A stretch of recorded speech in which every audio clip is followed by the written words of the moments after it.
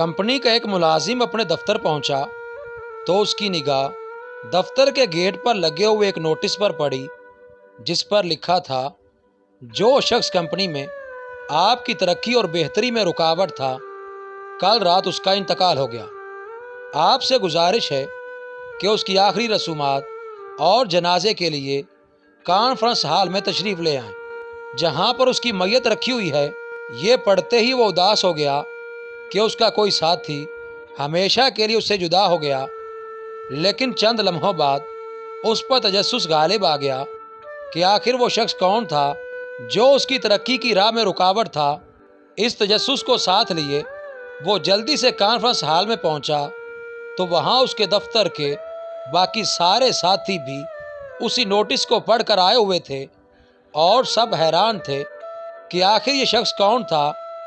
Conference hall के बाहर मैयत को देखने के लिए लोगों का इस कदर हुजूम हो गया कि सिक्योरिटी गार्ड को ये हुक्म जारी करना पड़ा कि सब लोग एक एक करके अंदर जाएं और मैयत का चेहरा देख लें। सब मुलाजिमीन एक एक करके अंदर जाने लगे।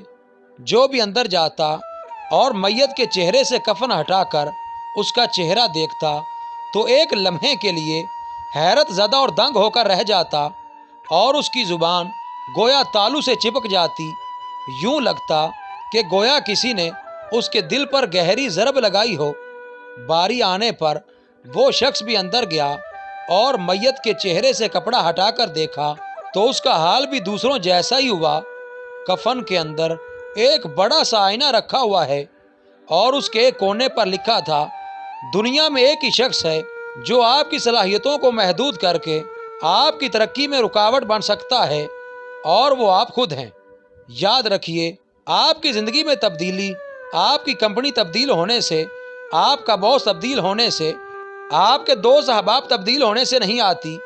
आपकी ज़िंदगी में तब्दीली तब आती है जब आप अपनी सलाहियतों पर एतबार करना शुरू कर देते हैं, नामुमकिन को मुमकिन और मुश्किलात को चैलेंज समझते हैं।